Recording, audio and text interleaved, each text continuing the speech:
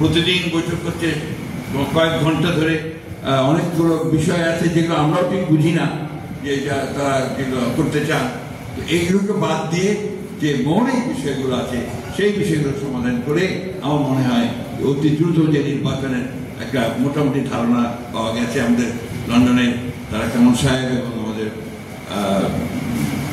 প্রধান উপদেষ্টার সবার মধ্য দিয়ে যে ফেব্রুয়ারি মাসের প্রথম দিকে নির্বাচনটা, প্রথম দিকে না, সেকেন্ড উইকে মধ্য সময় আপনার নির্বাচনটা হবে। আমার মনে হয় যে সেটা হলেই বোধ হয় অনেক সমস্যা, অনেক আমাদের দ্বিধা, সেই দ্বিধা কাটিয়ে আমরা একটা জায়গায় পৌঁছতে পারবো। আরেকটি কথা বলে আমি শেষ করতে চাই, সেটা হচ্ছে যে রাজনৈতিক দলগুলোকে পারস্পরিক একটা বোঝাপড়া থাকতে হবে। এই বোঝাপড়া না থাকলে এই যে আমরা কাদা ছোড়াছড়ি করছি, গণতন্ত্রের কাদা ছোড়াছড়ি হবে, অনেক অনেক কথা আসবে, কিন্তু এটা একটা সীমানা থাকা দরকার। তা নাহলে যেটা হয় সেটা হচ্ছে যে আপনার একটা তিক্ততা সৃষ্টি হয়, যে তিক্ততা ভবিষ্যতে গিয়ে রাজনীতিকে আরো কলুষিত করে। আসুন আমরা আজকের যে উদ্যোগ প্রেস ক্লাবে, আমি সেটাকে স্বাগত জানাই এবং আমি আপনাদেরকে ধন্যবাদ এই জন্য জানাতে চাই যে আমাকে তারা আবার একটা সুযোগ করে দিয়েছেন আপনাদের মাঝে আসার জন্য। যদিও এই প্রেস ক্লাবে আমার অভিজ্ঞতা জানতে চেয়েছিলেন আমাদের প্রেস ক্লাব, এই অভিজ্ঞতা আমি আর বর্ণনা করতে চাই না, কারণ এটা আমার জন্য খুব সুখের নয়, আনন্দের নয়।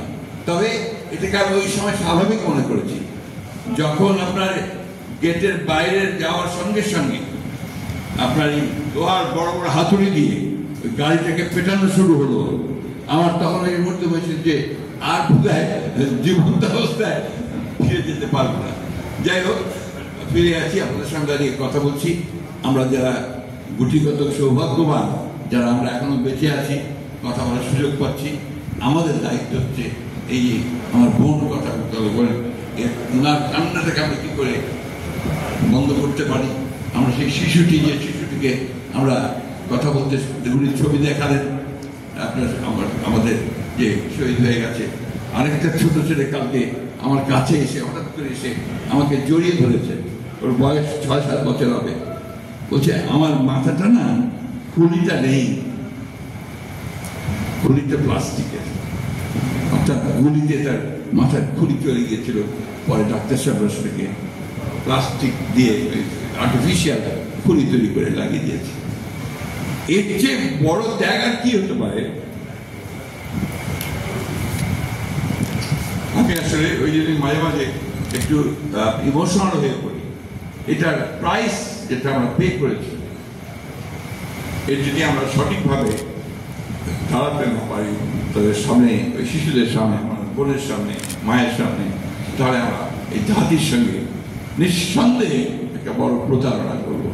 আমি আশা করব সেই পথে আমাদেরকে যেতে হবে না, আমরা নিঃসন্দেহে আমরা সামনের দিকে একটা সুন্দর বাংলাদেশের দিকে এগিয়ে যেতে পারবো। এই আশা নিয়ে আপনাদেরকে আবার ধন্যবাদ জানিয়ে